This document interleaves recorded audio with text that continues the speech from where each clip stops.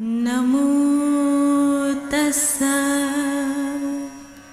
भगवतो अरहतो सम्मा संबुद्धस्सा। बुद्ध और उनका धम्म। बाबा साहेब डॉक्टर अम्बेडकर द्वारा रचित ये कालजयी पुस्तकों का रचना संसार है, इसमें आपका स्वागत है।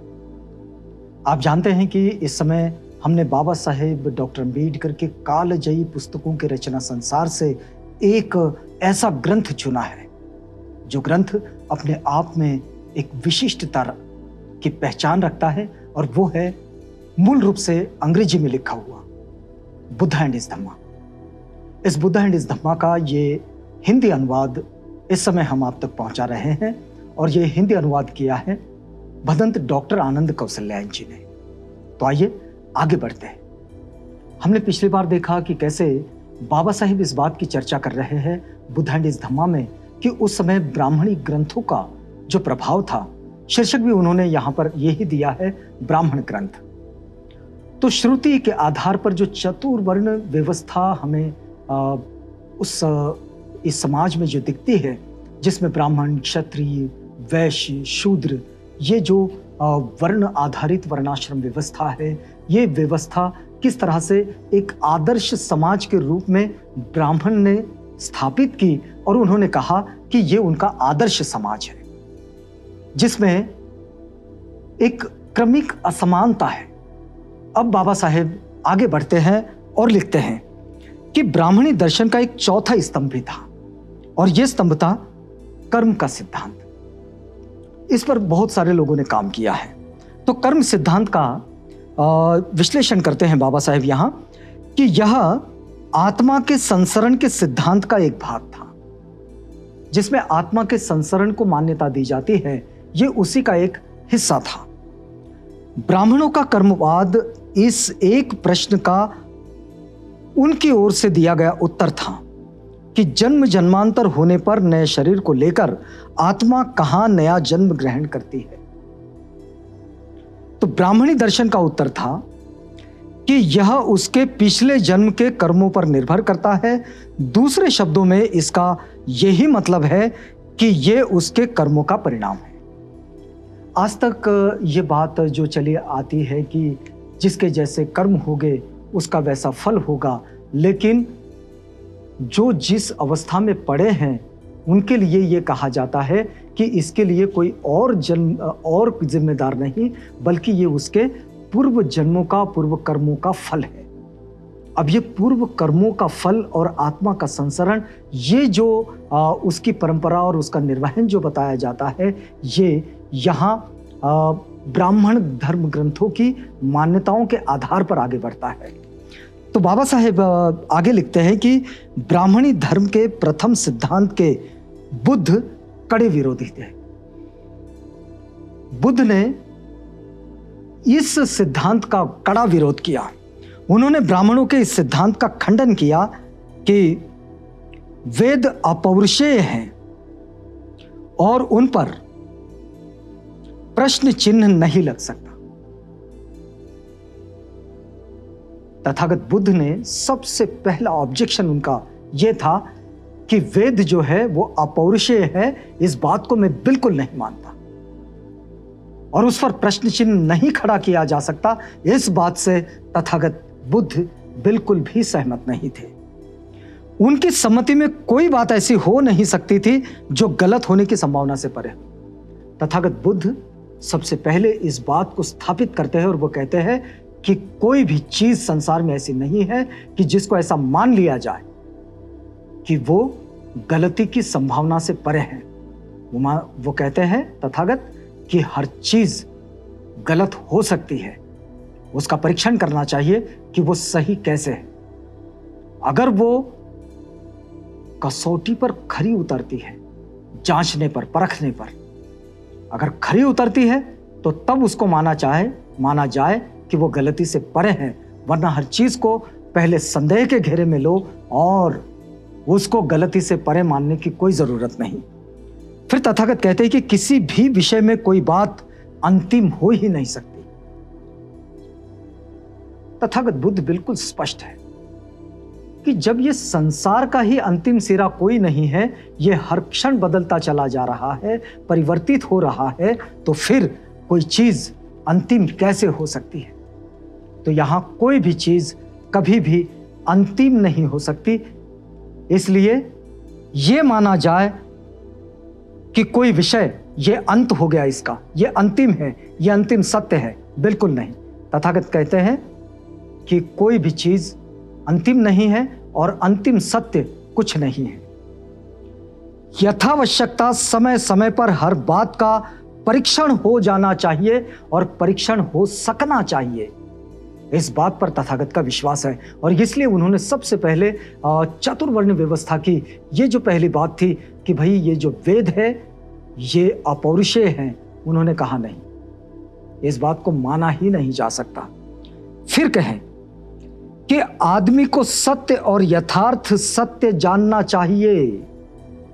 तथागत बुद्ध कहते हैं कि आदमी को यथार्थ सत्य जानना चाहिए। बुद्ध के लिए विचार स्वातंत्र्य सर्वाधिक महत्व की बात है। ये पहले ऐसे व्यक्ति हैं संसार में कि जिन्होंने अपनी धार्मिक व्यवस्था में और अपनी पूरी शिक्षाओं में, अपने उस अध्ययन में इस बात के लिए पूरी संभावना रखी कि यहां विचारों की स्वतंत्रता हो, अभिव्यक्ति की स्वतंत्रता हो, वैचारिक स्वतंत्रता हो, और विचार स्वतंत्र के जो समर्थक रहे, सबसे बड़े समर्थक, वो तथागत बुद्ध है। अब देखिए बाबा साहेब आगे लिख रहे हैं कि बुद्ध के लिए विचार स्वातंत्र्य सर्वाधिक महत्व की बात है और उन्हें इस बात का निश्चय था कि विचार स्वातंत्र्य ही सत्य को प्राप्त करने का एकमात्र साधन है। जिस किसी के पास में विचारों की स्वतंत्रता है वो ही सत्य के करीब जा सकता है। जो मान्यताओं के साथ जाएगा, धारणाओं के साथ जाएगा, वो बीमार ही होगा, क्योंकि मान्यताएं भी एक बीमारी है, धारणाएं भी एक बीमारी है कि हम कुछ भी धारण करके चले, कुछ भी मान्यता करके चलें, कुछ भी मानकर चलें, ये भी एक बीमारी है, एक रोग है, एक डिसीज है। इसका उपचार होना चाहिए। तो तथागत कहते हैं किसी धारणा के साथ जाने की, किसी मान्यता के साथ जाने की कोई जरूरत नहीं। विचारों को स्वतंत्रता देनी चाहिए, हमने हर चीज का परीक्षण करना चाहिए। वेदों की अपौरुषेयता को मान लेने का मतलब था विचार स्वातंत्र्य को सर्वथा अस्वीकार कर देना। अगर विचार स्वातंत्र्य को सर्वथा अस्वीकार कर दिया जाए तभी हम किसी भी चीज की अपौरुषेयता को मान सकते हैं। यहां वेदों की ही क्या बात है फिर? तो इन्हीं कारणों से ब्राह्मणी दर्शन की उक्त स्थापना, जो वो पहले से कहते हैं कि वेद ये अपौरुषेय है, तथागत बुद्ध ने इसे नकार दिया। बुद्ध को ब्राह्मणी दर्शन की दूसरी स्थापना भी उतनी ही अप्रिय थी।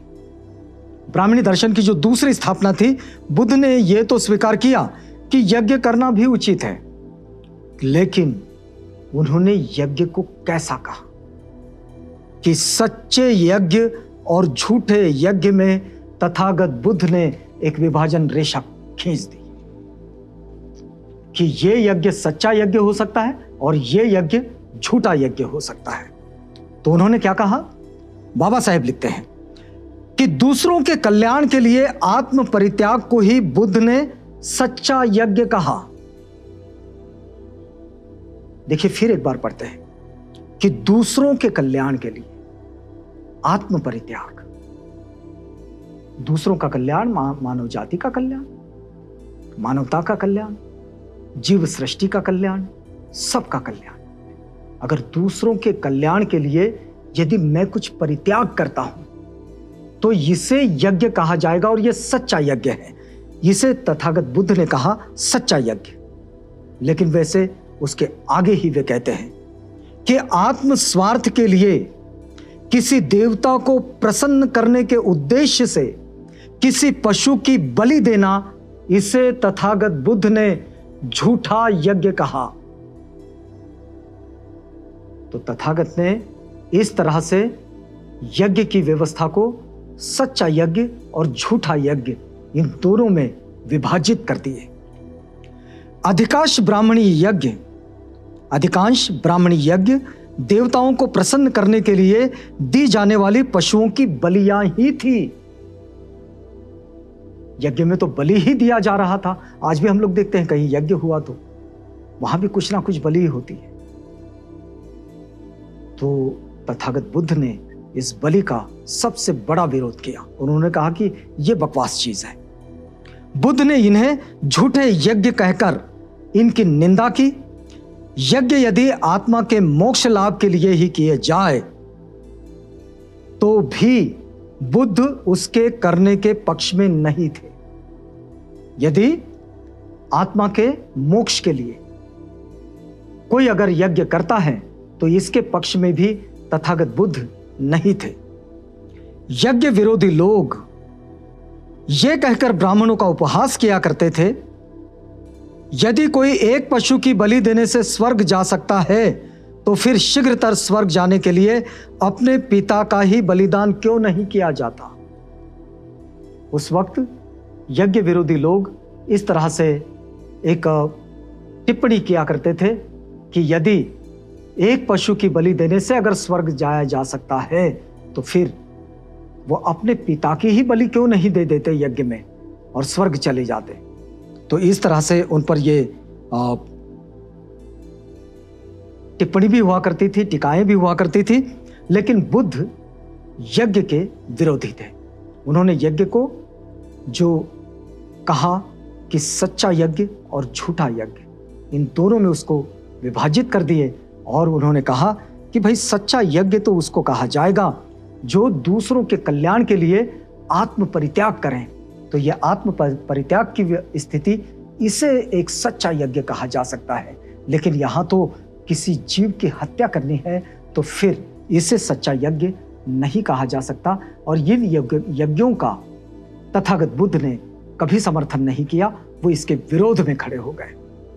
तो आज की इस बुद्ध एंड इस धम्मा के, और जिसको हम कहें कि बुद्ध और उनका धम्म की इस कड़ी में हम रुकते हैं, इस वादे के साथ कि कल आपसे पुनः भेंट होगी जब हम बुद्ध और उनका धम्म इस ग्रंथ की इस पठन पाठन प्रक्रिया और समझने समझाने की प्रक्रिया में आगे बढ़ेंगे।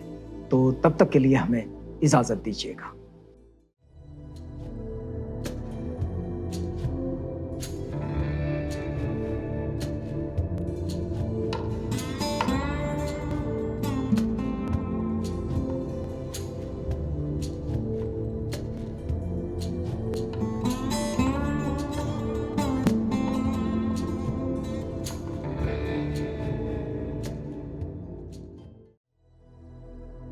बुद्ध और उनका धम्म।